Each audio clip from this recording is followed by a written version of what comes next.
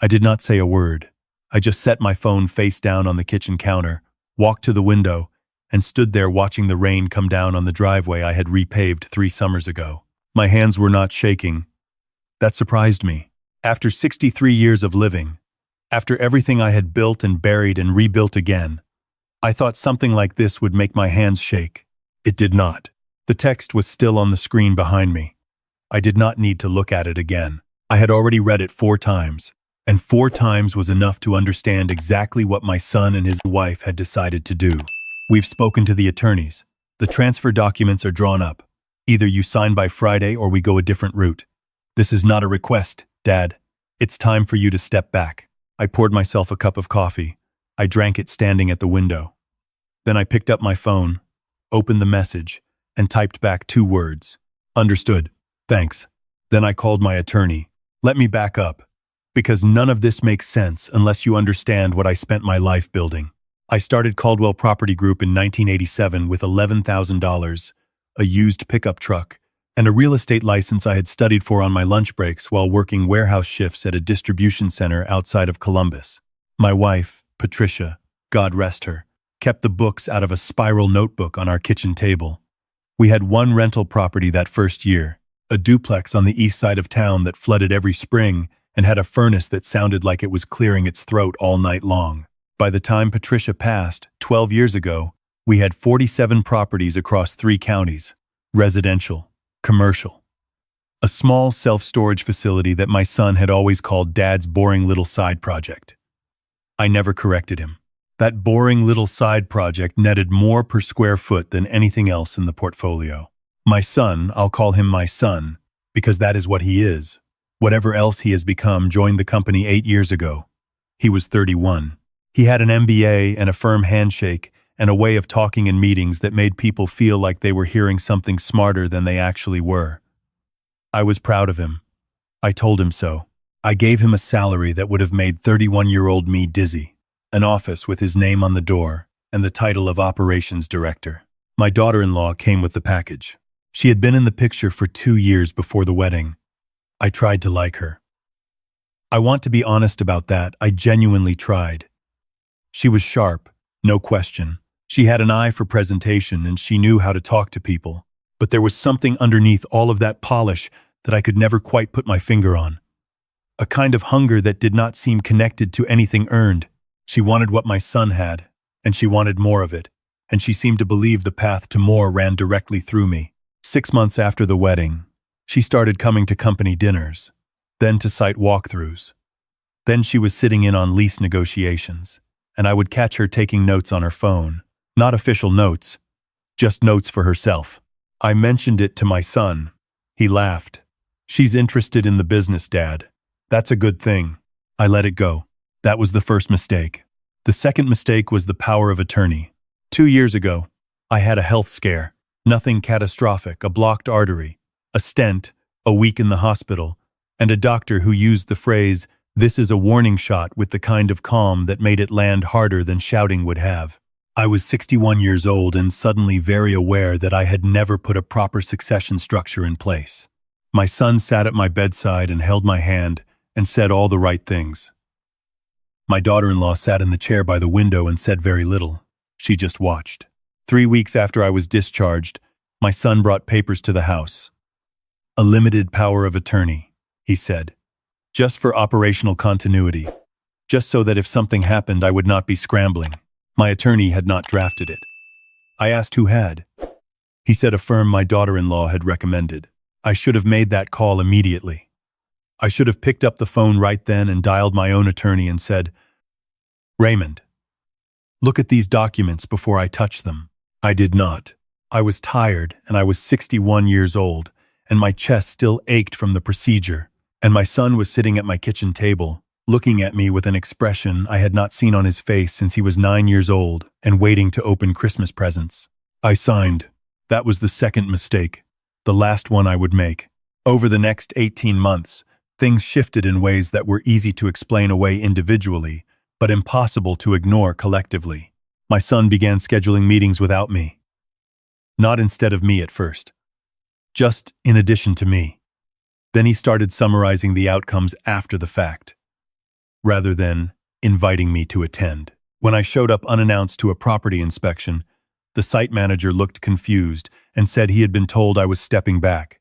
I had told no one I was stepping back. The bookkeeper, a woman named Evelyn, who had worked for us since Patricia was alive, retired abruptly in February. I sent her flowers. My son had apparently offered her a generous severance to leave 6 months ahead of schedule.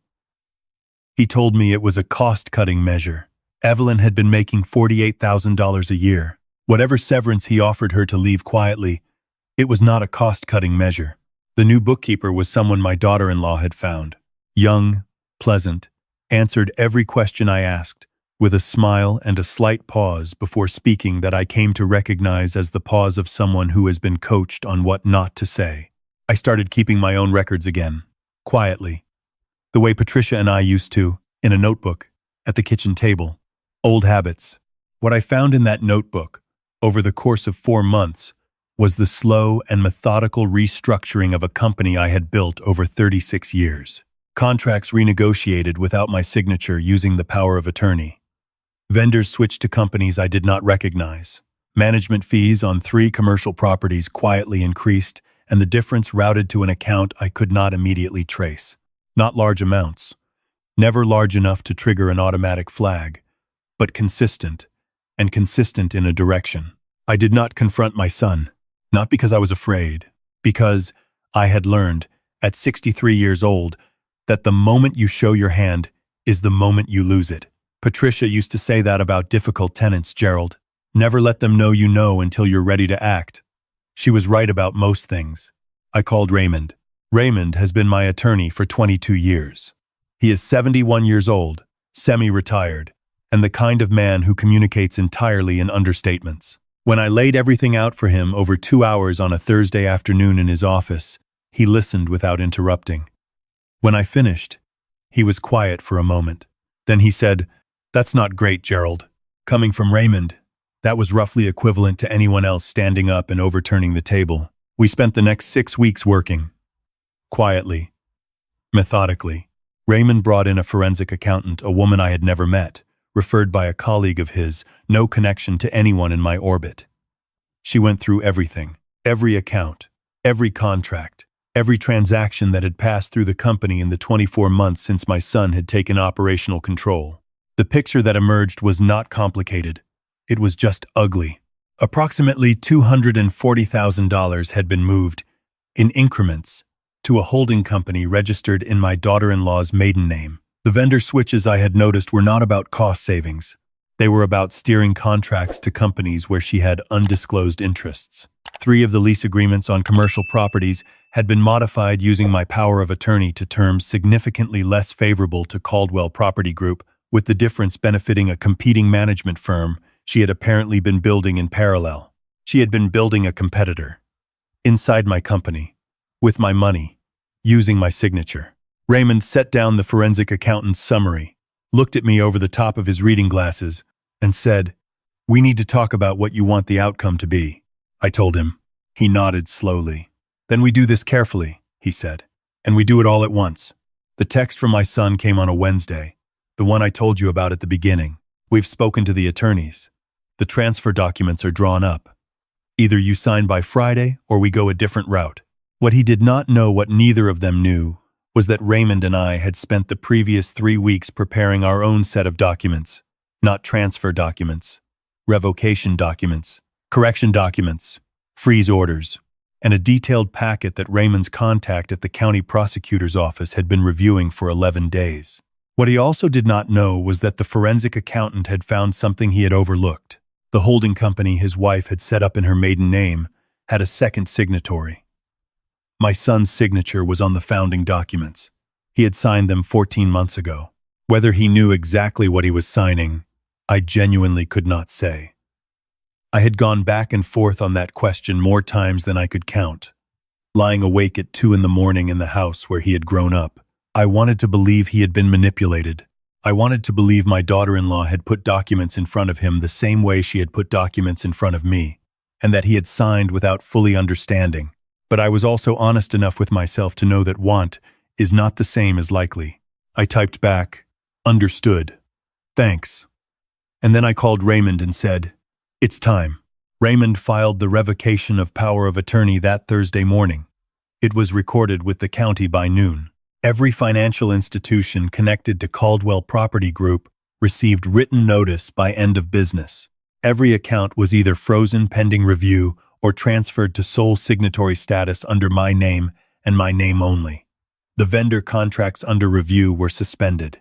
The 3 modified commercial leases were flagged for legal challenge. The prosecutor's office had enough to move. They moved on Friday. I was at the storage facility, my boring little side project, when my phone started ringing. The first call was from my son.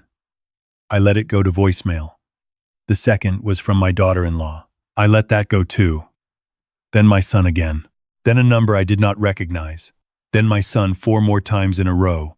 I counted 29 missed calls before noon. I did not listen to a single voicemail. I walked the rows of the storage facility and checked the lock inventory and talked to the property manager, a man named Dennis who had worked for me for 11 years, about a drainage issue on the north side of the building. We talked about it for 40 minutes. It was a good conversation. By the time I got back in my truck, I had 38 missed calls. My daughter-in-law was arrested on Friday afternoon at the offices of the management firm she had been building the competitor. Her attorney released a statement within hours, saying she intended to fight every charge. I have no doubt she intended exactly that. My son was not arrested. Raymond had been careful to frame his involvement in a way that acknowledged the ambiguity. That was a decision I had made deliberately and that I want to be honest about, because I know not everyone will agree with it. My son signed documents he should not have signed. Whether he understood their full implication, whether he was a knowing participant or a useful fool, was a question I was not prepared to hand to a prosecutor to decide. That was my choice to make. It was my company. It was my family. My son called 41 times total over Friday and Saturday. On Sunday morning, he knocked on my door. I let him in. He looked like he had not slept. He sat at the same kitchen table where I had signed those power of attorney documents 2 years ago, and for a while neither of us said anything. The refrigerator hummed. A car passed outside. He said, "I didn't know everything she was doing."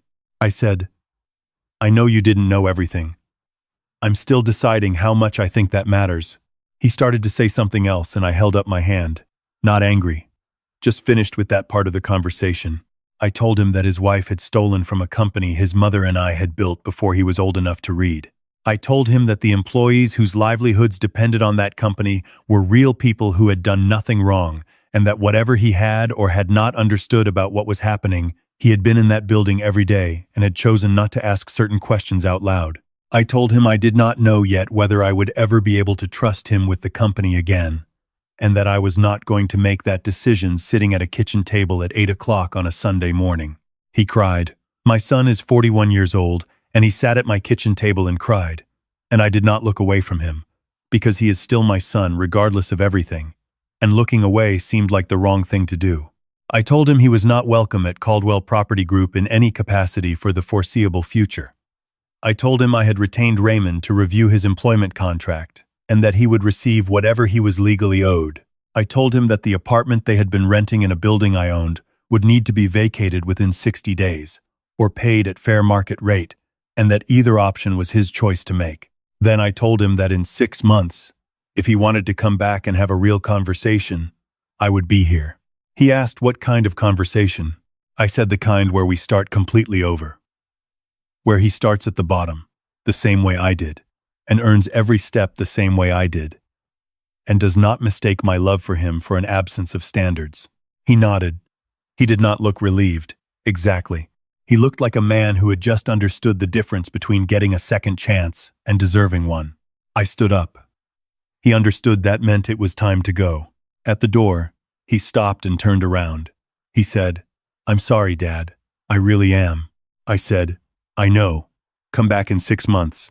The case against my daughter-in-law moved slowly, the way these things always do. Raymond kept me updated without editorializing, which is what I pay him for. The holding company accounts were frozen. The $240,000 was recoverable, at least in theory. The modified lease agreements were successfully challenged in 2 of the 3 cases. The third is still in dispute as of today. The competing management firm she had been building quietly closed. Whether she had anticipated the outcome and begun moving assets beforehand, or whether the closure was simply a consequence of the arrest, I do not know, and I have decided it is not worth spending energy on. Dennis at the storage facility brought the drainage issue under control before spring. I told him he was getting a raise. Evelyn, the bookkeeper who had retired early, called me in March. She said she had heard what happened, and she wanted me to know she had always thought something was off, but she was afraid to say so. I told her I understood.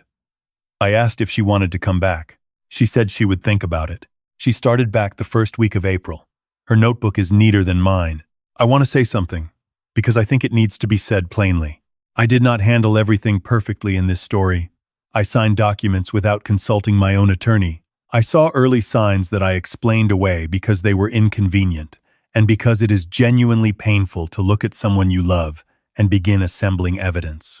I trusted when I should have verified, and I let sentiment slow down my judgment in ways that cost the company money and cost people like Evelyn their sense of security.